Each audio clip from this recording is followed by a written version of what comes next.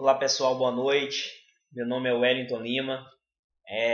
Resolvi fazer esse vídeo aí para alguns irmãos que ainda têm dúvida sobre o Templo de Salomão, né? Esse templo que agora há pouco foi construído aqui, no caso em São Paulo, né? Na parte da zona sul de São Paulo, onde muitos ainda não acreditam se tratar do terceiro templo da qual a Bíblia descreve ser o templo que assentaria o anticristo. Só que, gente, a gente está falando de besta. Estamos falando de anticristo. A Bíblia descreve esse ser como um ser muito inteligente, perspicaz. Ele usa disso para, como eu posso dizer para vocês, iludir a mente das pessoas. Então é um assunto meio que até delicado tratar, né? Não são todas as pessoas que estão no momento agora pegando no ponto fixo mesmo desse desentendimento, que isso para mim é um desentendimento que está causando na cabeça dos irmãos. Quando a própria palavra dita diz que não pode haver, como é que eu posso dizer assim para você explicar melhor, dúvidas, né? E que se houver a dúvida, que o Espírito Santo dê o entendimento para que aquela dúvida seja tirada. Não sou eu que vou esclarecer isso para vocês. Eu acredito que o homem ele só tem o dever de levar a mensagem. Agora cabe ao Espírito Santo do Pai dar o entendimento. É isso que não acontece hoje em dia no sistema religioso. As pessoas estão indo para a igreja para tentar entender algo que só o Espírito pode discernir nela. E por isso que eu chamo de pessoas alienadas, que se deixam se levar pelo sistema religioso e acreditam que essas pessoas podem mostrar o caminho para elas, sendo que só o Messias, só o Filho do Pai, o Filho do Criador dos céus e da terra, que veio aqui há quase 2000 anos, tá? Que se vocês pesquisarem aí vão ver que não se cumpriu ainda 2000 anos, tá? Eles estão nos enganando até hoje com esses fatos aí, mas se você for analisar a história, desde o tempo lá do século, do ano 1, depois do nascimento do nosso Messias, e se vocês forem buscar a verdade, vocês vão ver que não fazem 2000 anos ainda que, conforme o Messias prometeu que viria. Por isso que houve toda aquele aglomerado no ano 2000, né, quando veio a virada do século, e muita gente, aliás, a virada do milênio, que muita gente pensou que ia acabar o mundo. Só que o nosso Messias não é homem para mentir, né? Mas eu não vou tocar muito nesse assunto, não, senão eu vou sair do foco aqui. A questão aqui é o Templo de Salomão. E muitas pessoas ainda não sabem, e têm dúvida, e até muitos ainda são eloquentes, em brigar, em discutir, em debater, em dizer que não é, que o Templo de Salomão tem que ser construído lá em Jerusalém. Gente, equivocada é a pessoa nesse ponto. Porque as escrituras, como é que eu posso dizer para você assim, por mais defeituosa e no sentido humano que elas sejam, ainda existe um pouco de verdade nesse livro aqui. Por que eu digo isso, gente? A Bíblia, essa aqui a qual nós lemos, já passou por mão de vários homens, né? Eu acredito que a primeira, que foi aquela que o nosso pai colocou o dedo lá, aquela de pedra, foi a mais pura que houve. Depois da reforma do protestantismo, né, com Martinho Lutero e entre demais outros aí que fizeram parte dessa nossa história podre, que assim podemos dizer, a Bíblia já passou por mão de muitos homens. E quem somos nós para acreditar nesses homens? Eu acredito nos apóstolos. Pedro, João, Tiago, Silas, Mateus, Judas sem seus Iscariotes, né? O Paulo de Tarso e entre outros, para concluir os 12, eles sim pregaram o verdadeiro evangelho. Mas, gente, o que nos garante, né, que tudo que eles escreveram naquele tempo veio até nós na fórmula original? É a pessoa ser muito assim, vamos dizer assim, muito cego em acreditar nessas coisas. Eu não acredito porque eu já analisei a história através do nosso, graças ao Pai, através do nosso irmão Rubens, eu pude entender um pouquinho do entendimento que o nosso pai deu para ele, e ele vem fazendo um trabalho muito importante. Através do irmão Rubens, eu também conheci o irmão Robert, que também tem ensinado firmemente o verdadeiro evangelho. Eu acredito que o verdadeiro evangelho é aquele que preza o amor ao Pai, acima de todas as coisas, e ao próximo como a si mesmo. Irmãos, fugindo desse foco, não é o evangelho. Acreditem, tá? Aqueles que não quiserem acreditar, eu também entendo. Ignorância sua, não buscou, não quis ir buscar o entendimento. É o que eu falo para vocês.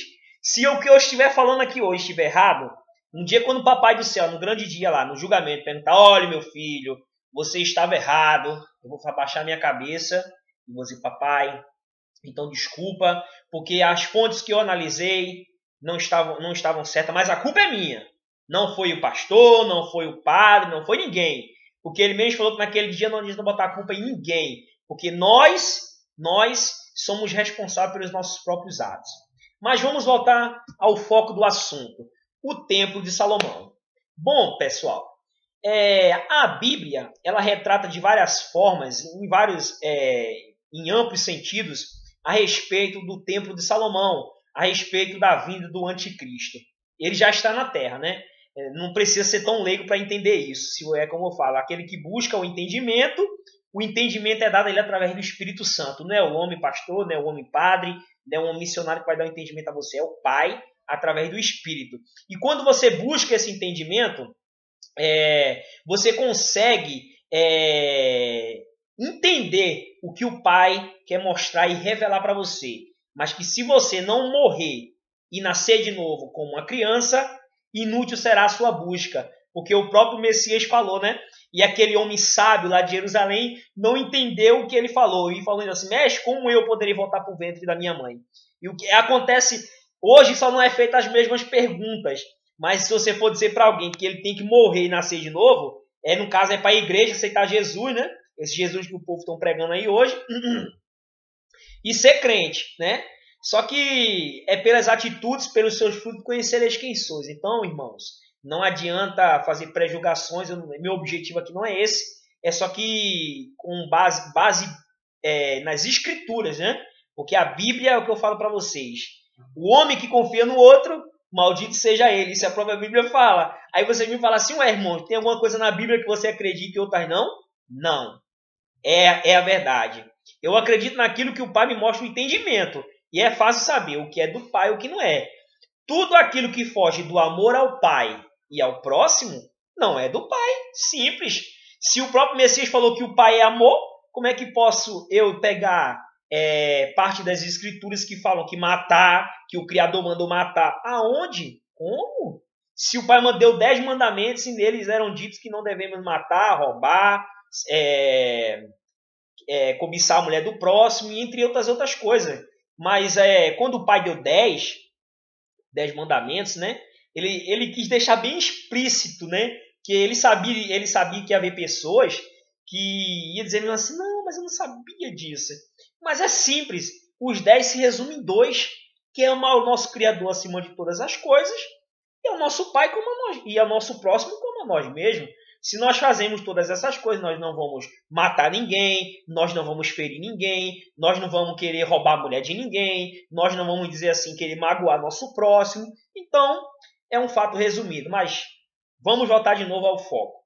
Pessoal, Templo de Salomão. Gente, busquem a verdade, leiam as escrituras. Eu vou falar aqui, por favor, os hipócritas, os ignorantes, né? Eu vou falar hipócritas que o irmão Robert, ele fala muito isso, né? Os hipócritas.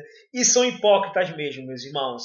São hipócritas, porque quando você chega para eles que falam a verdade, eles não aceitam. Aí vocês me dizem, mas como é que você sabe, irmão, que é a verdade? É simples, mano. É simples entender o que é verdade e o que não é. Se eu chegar para você e dizer assim, meu irmão, quer ser salvo? Aí você vai dizer assim, quero ser salvo.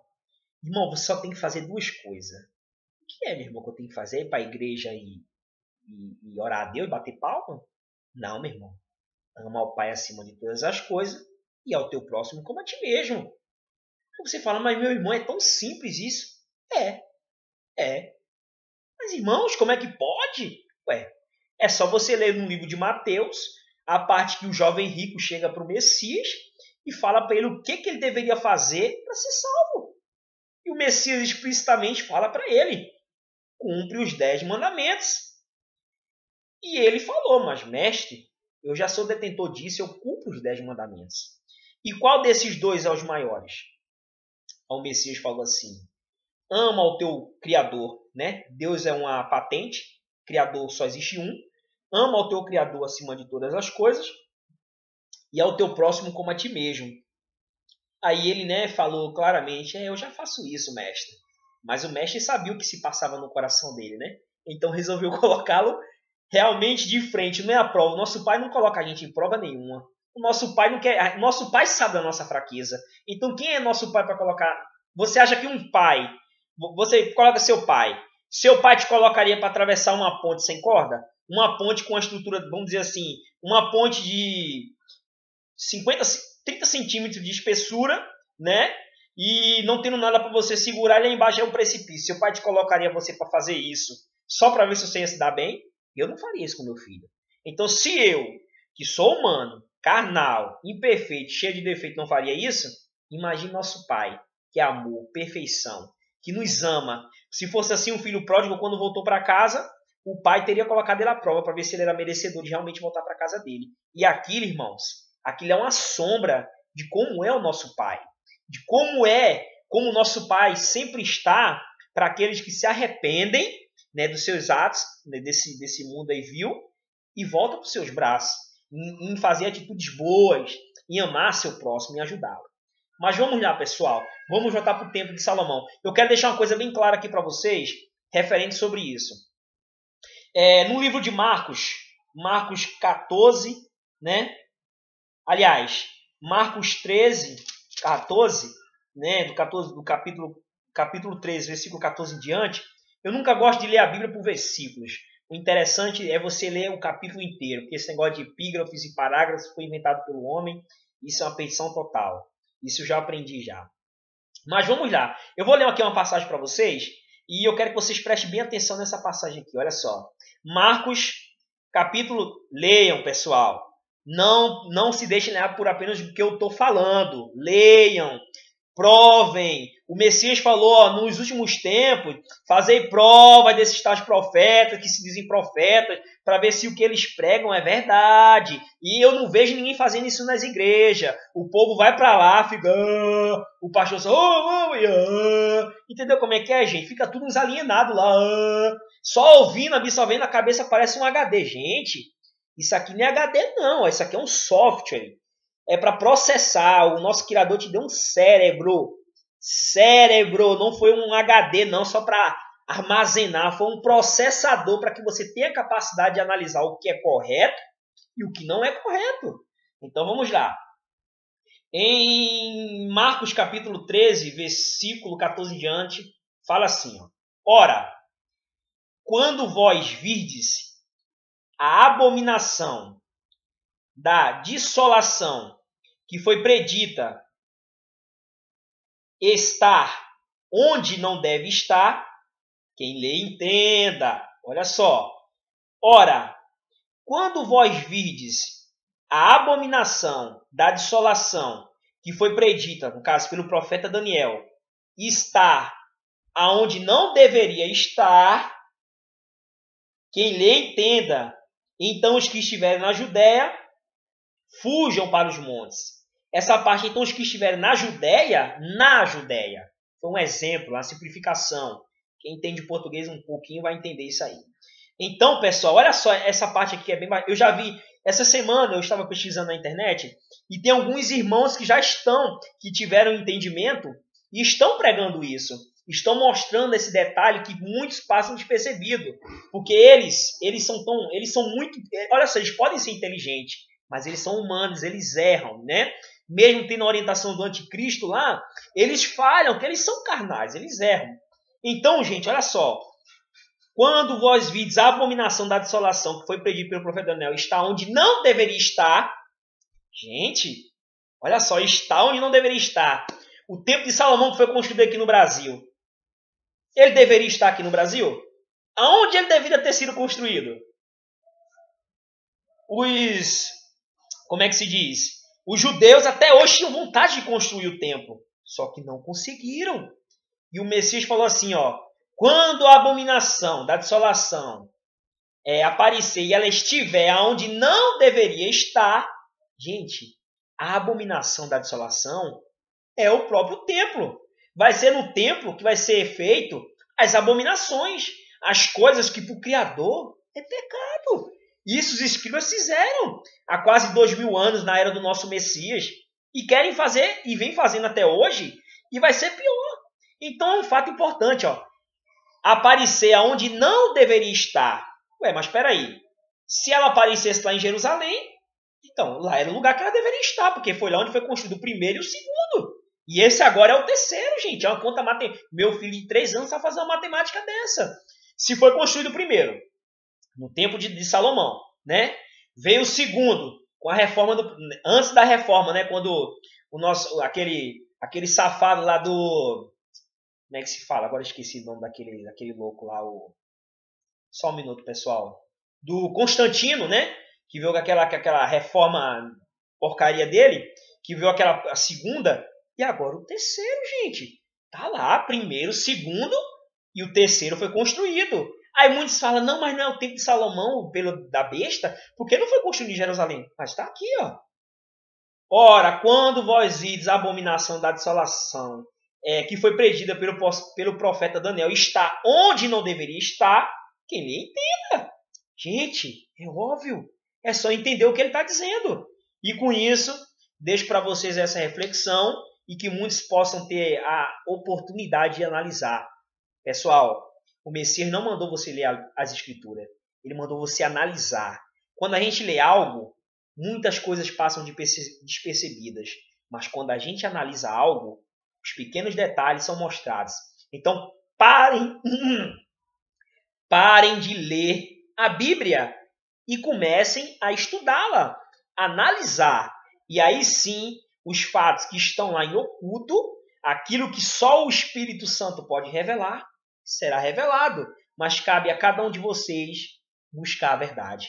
Que a paz do Criador esteja convosco e que eu possa ter várias oportunidades aí para frente de mostrar um pouquinho do meu entendimento a todos vocês aí, irmãos, tá? Que a paz. Amém.